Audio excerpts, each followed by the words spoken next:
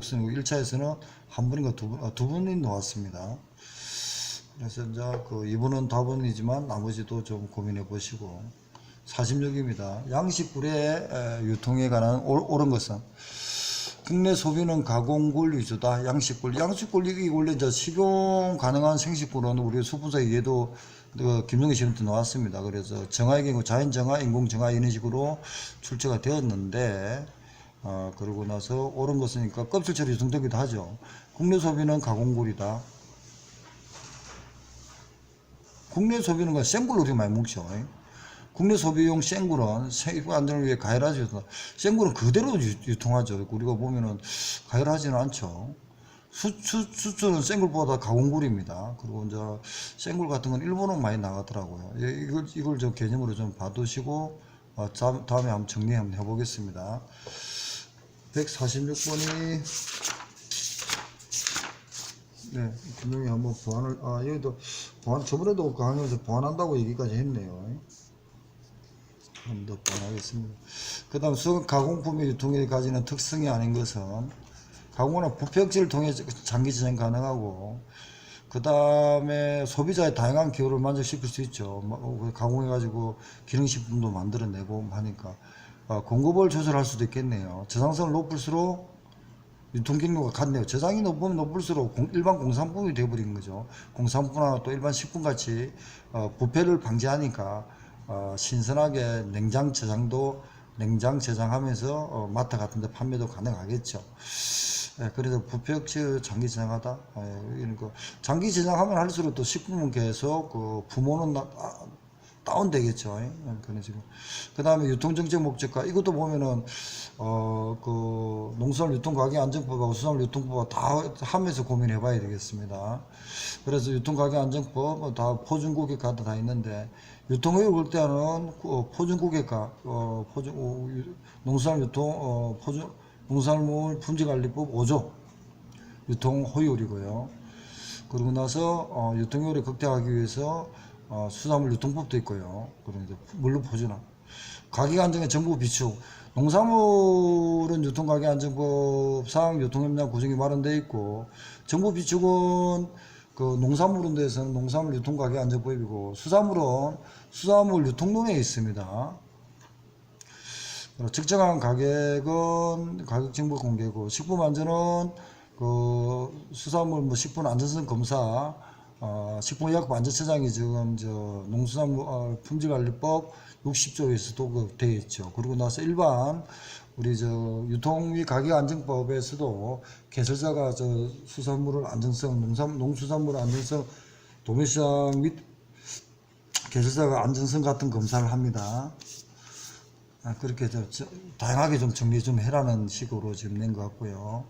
그럼 민간 협력계 수산물 가격이 아닌 것, 민간하고 협력회입니다. 그럼 정부가 아닌 것, 민간. 그러니까 수산업 간척 같은 수산업 유통법에 있습니다. 유통법 53조가 되어 있고요. 그리고 나서 유통협약은 농수산물 유통가격안정법이 있고 10조가 있고요. 그리고 자조금은 이때도 나왔지만 4회 때도 나왔습니다. 스스로 지금 민간 협력을 하는 거죠. 해가지고 자조금 사업을 합니다. 작년에 보면 4.1회 때도 뭡니까? 판매 촉진하게 하는 것도 자조금 사업을 했죠. 그 다음에 이제 유통시설 같은 거는 수산물 유통시설 지원 같은 거 국가 지자체 같은 데서 지원하겠죠. 수산물 식품 안전성을 확보하기 위해 도입한 제도가 아닌 것은 안전합니다. 그래 수산물 안전성 조사가 있고요. 식품 협삽은 농수산물 품질관리법 69조 70조 70조 협삽입니다. 69조는 기존의 수산물 안전관리제도고 농수산물 품질관리 70조는 해자드 어널리시스 크리티컬 컨트롤 포인트인데 예비단계 2단계 선행조건 2단계 예비단계 5개 본절차 7개가 있습니다. 그리고 수산물 이력제도 역시 사고가 터지면은 추적을 해가지고 원인을 구명해서 빨리 해결하는 것이 수산물 이력제입니다. 지리적 포시제도는 개인한테 권리를 주는 입장이죠. 그래서 농수산물 분지관리법 32조에 관계되죠. 그거는 식품 안전성 확보하고는 관계는 없다고 보는데, 그래도 제도보다도 이런 그 권리를 주죠. 그렇지만 지리적 포시 권리를 주면 거기에 생산할 때도 역시 식품 안전성이 담보가 돼야 되는 개념은 있습니다. 그러니까 조금 거리가 멀다 이거죠. 어떤 그 보는 시각이, 법 탄생 시각이 다르기 때문에 지리적 포시 제도가 답으로 지금 해야 될 것 같습니다. 그래서 우선 개인 어떤 그 지리적 포시권자들한테 개인의 권리를 주는 거죠. 특허를 주는 겁니다. 그래서 답은 그쪽으로 했습니다. 지금 저 김용희 보니까 지금 33분이 또 넘어가지고 또 페이지가 넘어가 버렸거든요. 그래서 544회를 같이 하겠습니다. 같이 연속으로 해가지고 두 개 올리는데, 오늘은 뭐냐면은 내일 강의할 걸 좀 천천히, 아까 도매시장 구조는 했죠. 그리고 유통 가격법도 했고요. 그 다음에 수산물 유통법도 수산물 그 유통법도 좀 했습니다. 근데 지금 제가 좀 드리고 싶은 거는, 저도 지금 요번에 오타를 잡으면서 했는지는 몰라도 여러 가지 이제 좀 보완을 좀 많이 하긴 했거든요. 비축사업은 그 농수산물 유통가격안정법의 13조에 따르면은 비축사업은 농산물은 농림축산부 장관이 합니다. 근데 수산물에 대해서 비축사업은 수산물 유통법 35, 36조에 있습니다. 여기는 수산물 유통법 36조에 있습니다. 그래서 비축사업이란 말이 나오면은 그 고민해야 될 거는, 농산물은 그 유통가격안정법에 가격안정법 13조에 있고요. 수산물은 수산물 유통법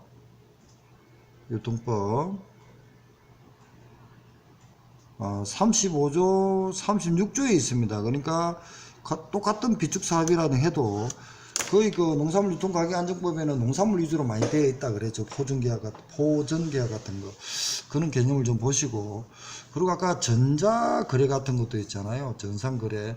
농산물 쪽에 그 전산거래는 그 농산물 유통가격안정법 72조에 의해 있지만, 수산물에 대해서는 그 전자거래 유지는 농산물 유통가격안정법 72조 2가 있고요. 그 다음에 유통법 52조가 있습니다. 전자거래는. 그런 식으로 사항이 다르다. 그러니까 법이 좀 다르니까 그렇게 고민해 주시고, 그리고 또 하나 내일 강의할 겁니다. 내일 그 강의 노량진에서 할 건데, 노량진 하기 전에 지금 한 번 더 내일 가면 언급을 할 겁니다. 수산물 1억제 요기간이 보통 3년, 10년입니다. 그리고 양식은 5년이거든요. 그런데 이제 법에 있잖아요. 품질관리법, 그 농수산물 품질관리법 에 따르면은 2년, 4년으로 하거든요. 품질 인정에 대해서는. 그리고 이제 2년, 4년이지만 국립수산물 품질관리원장이 영도에 있죠. 원장이 생산에 1년 이상이 된 출하부터 생산에서 출하까지 1년 이상 되는 것은 3년, 4년 내에 그걸 기간을 정하는데, 요 기간을 정하거든요. 전복은 4년, 뱀장어, 김, 미역, 다시마 같은 거는 3년 이렇게 정리가 되어 있고요. 그 다음에 이제 수산물 1억제를 보면요. 등록 대상이고 등록 면제가 있거든요. 등록을 해야 되는 등록 의무 대상은 수산물 유통법 15조입니다. 국민 건강에 위해가 발생할 우려가 있는 수산물로서 위해 발생의 원인 구명 및 신속한 조치가 필요한 수산물, 소비량이 많은 수산물로서 국민 식생활에 미치는 영향이 큰 수산물, 그 밖에 취급 방법 유통 경로를 고려하여 1억제적 관리가 필요하다고 해수부 장관이 인정하는 수산물, 이게 이제 등록 대상으로 합니다. 그래서 작년에 2018년 12월 1일 날 굴비와 생구를 했습니다. 그때 뭡니까? 소비량이 많은 수산물, 국민 식사에 미치는 영향이 큰 수산물, 그리고 그 밖에 지급방법 유통경로 등의 고라에 이력주의가 필요하다고 했어. 그리고 나서 2개를 했습니다.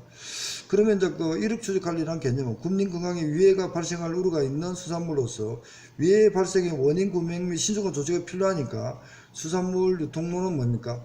생산에서 소비까지의 유통에 다 관계되는 겁니다. 그때까지 하는 것이 이력제다. 그리고 이력 추적 관리다. 이렇게 하고, 등록 업무 대상인데 등록을 안 했습니다. 1년 이하의 징역, 1천만 원 이하의 벌금이 가해질 수가 있고 또 변가도 가능합니다. 그런데 아까 국민 건강 위해가 발생할 우려라든지 소비량이 많은 수산물이라든지 그 밖에 지급 방법 등을 해가지고 등록 대상인데 국가에서 정했죠. 해수부에서 정했는데 등록을 안 했어요. 안 했으면 어떻게 됩니까?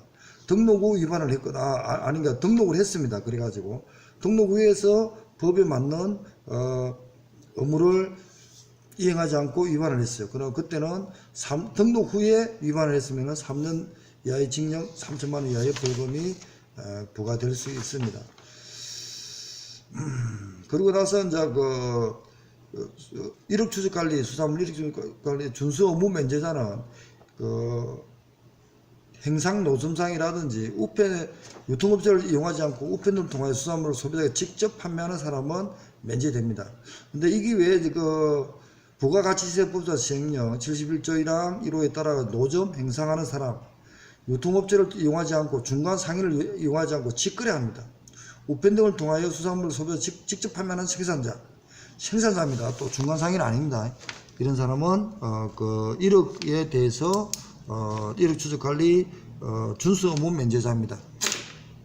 그리고 뭐 등록도 안 해도 된다는 얘기죠. 그러고 나서 요거하고 비교해야 될 게 뭡니까?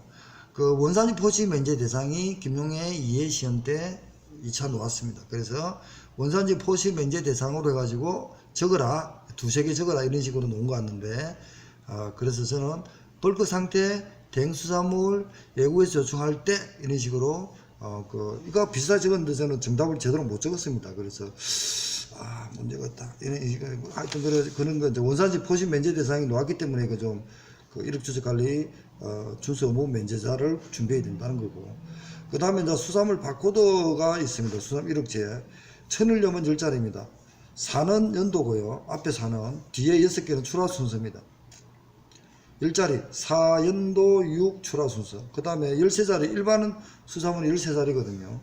그리고 이제 국립수산물 품질관리원장이 부여하는 4자리. 그 다음에 등록자 번호 2개, 그 다음 연도 2개, 식별 번호 5개, 총 13개입니다.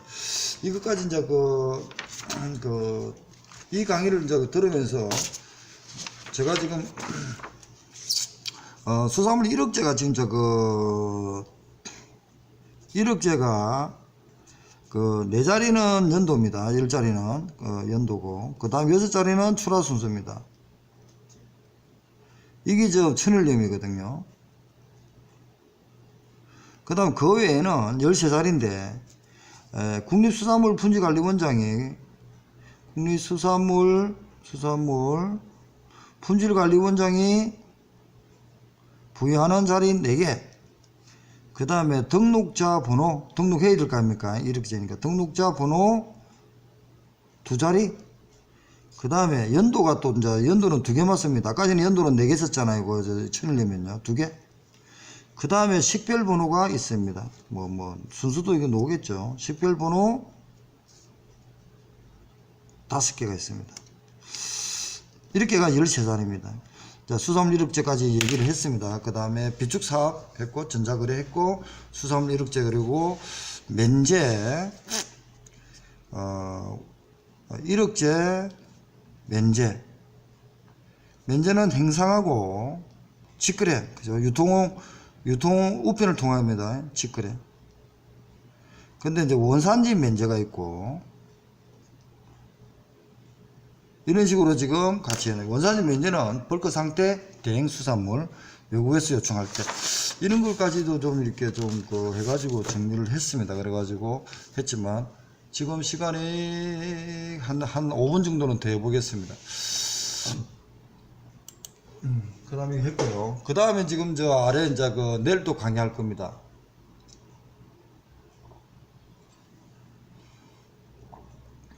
예, 신순도 이거 내일도 강의 20일날 오프라인 강의 한다고 해놨네, 그죠? 수산물의 성분 신순도 측정 방법, 물론 그 1차 기출에 들어가 있습니다. 내가 가지고 수산물의 성분, 해조류, 분류, 모기질, 어패류의 성분, 단백질, 탄수화물, 해조류에 들어있는 대표적인 수산물, X 성분. 이게 지금 저 1차 앞에 그부터 좀 이렇게 오타가 많이 나왔습니다.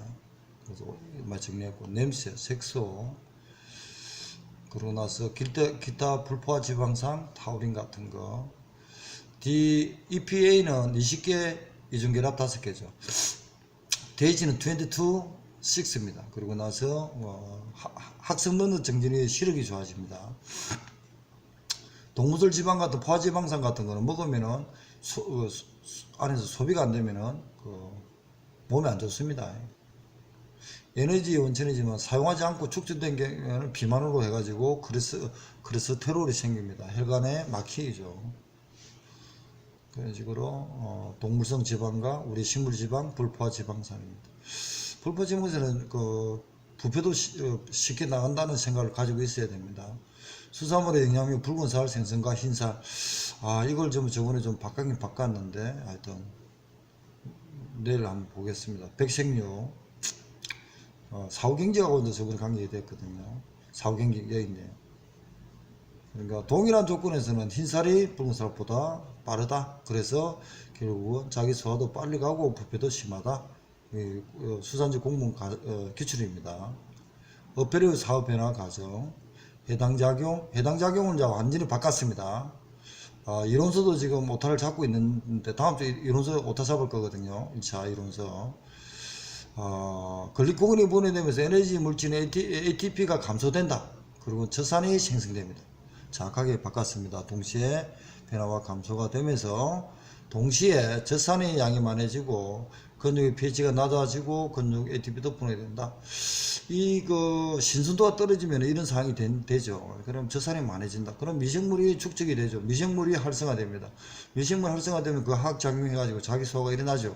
그러고 나서 부패 원인군이 생기면서 부패로 갑니다. 사후경직, 해당, 그러고 나서 해당이 아닙니다. 해경, 자기소화, 부패. 그리고 선도 측정 방법이 있습니다. 간능학적 방법이라 해가지고 이렇게 정리한 게 있습니다. 이게 고등학교 책에 있을 겁니다. 고등학교 책에 있는 걸 인용했습니다. 그 다음 학선도 판정, pH, 소문자, 대문자입니다. 수소이온 농도 측정, K가, 휘발성 인기질소, 그리고 트리메탈아민, O가 날아가면서 트리메탈아민 옥시드가 트리메탈아민이 됩니다. 부피체가 일어나죠. 그리고 휘발성 한원물질, 세군학적 방법이 있고요. 수소이온 농도 지수 pH, 부패 관련성입니다. 금방 말한 거 그겁니다. 개념 탐색, 내용 시약. 내용 시약은 잘 모르겠습니다. 저도 지금. 그리고 연제품 가공 시 고기 가리와 pH입니다. 이 연제품을 이제 냉동을 한 상태에서 풀면서 해동을 하면서 액상이 되죠. 그럴 때 액상이 된다는 것은 그때 미생물이 발육할 수 있다는 겁니다. 미생물이 발육된다는 것은 산이 증가된다는 거죠. 산이 증가되니까 pH 농도가 낮아집니다. 그러니까 그때 pH를 측정하면은 이게 얼마나 신선하고 얼마나 부패가 안 됐냐, 그리고 얼마나 식품으로 가치가 있냐 없냐, 그걸 측정하는 것이 pH입니다. 그러고 나서 pH 범위와 결 상태가 있습니다. 저도 이건 좀 일단 중성 개념에서 좋네. pH가 중성 개념, 중성이 7이잖아요. 6.5에 7.에서 가장 탈락이성 좋은 망상 구조를 형성한답니다. 이걸 지금 내년에 아니고 내일 4월 20일 날 강의를 지금 할 생각입니다. 그래서 지금 나름대로 정리했고, 아마 강의가 지금 2개 넘어간 것 같아서 지금 여기까지 했습니다. 내일은 이걸 할 거니까 좀 해주시기 바랍니다. 우리 지금 카페가 인원이 참 많이 들어왔습니다. 1348명이 됐습니다. 제가 일본어로 해가지고 이 카페를 만들었는데 동계장이 되고 나서 우리 동기 이제 그 임원들이 우리 카페를 만들어 가지고 이제 수산물 공부하는 사람 카페를 만들자 이렇게 해가지고 제가 만들었거든요. 그게 지금 2016년, 2017년이죠. 17년 2월 말인가 만들었을 거예요. 제가 처음에 이제 만들어. 그런데 일본이 벌써 지금 제 뒤로 그 1347명이 들어와 있습니다. 1348명입니다. 굉장히 많이 지금 이제 활성화 됐다고 저는 생각합니다. 그래서 좀 더 보완을 많이 해야 되는데, 그 시험이 되고 나서도 이 카페를 활용을 해가지고 다음을 준비해야 되는데, 뭐 그런 그게 조금 약하다. 지금 저하고 지금 한두 명, 한 5명 정도만 지금 하고 있거든요. 나머지들은 당장 이익이 안 되니까, 좀 그런 게 좀 있어. 안타깝다. 이런 생각을 저는 갖고 있습니다. 그런데, 초심을 잃지 마시고, 시험 되더라도 후배들이 많이 배출이 돼야 선배들이 또 같이 위인이 됩니다. 그래서 올해 말에 이제 그 오해가 노잖아요. 노고 나면은 그 후배님들이 좀 이렇게 많은 걸 좀 해주시기 바랍니다. 왜냐면 카페도 보면은 서로 해야만 되고, 후배들이 지금 선배를 보고 따라오는 거 아닙니까? 이제 그렇게 해갖고, 여기 보면은 뭐 수산업법이나 이런 게 쭉 올렸거든요. 그 다음에 오늘 이제 기출문제가 오타를 적용하면, 오타를 이제 자꾸 지금 또 출판사는 또 오타가 생겨서 미안합니다, 일단. 제가 하여튼 오타 잡다 보니까 다른 이론서 지금 이것도 좀 정리 좀, 오타 좀 잡아야 되는 못 잡고 있거든요. 다음 주부터는 1차 이론서 오타를 좀 잡겠습니다. 그러고 나서 요거 한 일주일 잡고 나서는, 그리고 80선 진도 나가면서 오타를 잡겠습니다. 하여튼 요번 주 안에는 오타는 다 거의 이제 잡을 것 같습니다. 하여튼 제가 저자로서 최선을 다해가지고 오타도 잡고, 그리고 또 해설이 미비한 거는 대학교재나 고등학교 책이라든지 전문서적 모든 걸 좀 참고해서라도 좀 오타를 잡을 테니까 강의 좀 이렇게 많이 듣고 카페 많이 활용하십시오. 해가지고 시험이 돼야 됩니다. 시험 한번 떨어지면 기회비용이 제가 계산해 보니까 1,800만 원 이상 들어갑니다. 한번 떨어지면은 그 공부하는 사람이 한번 떨어지잖아 안 할 수가 없습니다. 이게 그 어떤 그 환경 조건이. 그러면은 돈 또 날라갑니다. 돈이. 그래서 그런 걸 좀 돈 안 날라가게끔 좀 이렇게 올해 반드시 되시고, 김영애가 지금 무료로 강의 올리잖아요. 제가 무료가 잘한다는 게 아니고, 어차피 제가 지금 입장이 이제 유로 하지를 못하는 입장입니다. 하지를 못하는 입장이니까, 이럴 때 좀 같이 좀 시험이 되시기 바랍니다. 그러면은 또 내년에는 저도 지금 밖에 나가서 같이 이렇게 유인할 수 있는 시스템을 또 저도 한번 만들어 볼 테니까, 저도 지금 자유롭게 좀 이렇게 사업을 좀 해야 될 것 같고 그래가지고 많은 고민을 하고 있습니다. 그래서 필드에서 좀 만날 수 있게끔 할 테니까, 그 전에 이렇게 후배도 좀 시험 되고 나서도 후배를 좀 양성 많이 할 수 있는 하는 그런 생각을 좀 가져주시기 바랍니다. 김용애를 위해서도 아니고 본인을 위해서도 아니고 우리 더불어 사는 거를 위한 겁니다. 결국은 그렇게 하다 보면은 우리 수분사가 활성화되고 결국은 우리가 같이 사는 겁니다. 그걸 좀 부탁드리고 싶어요. 그렇습니다. 오늘 우리가 많이 좀 해가지고 끝을 내겠습니다. 그리고 나서 내일부터는 이제 20일날 강의를 하죠. 1차 기출은 거의 진도가 다 나갔습니다.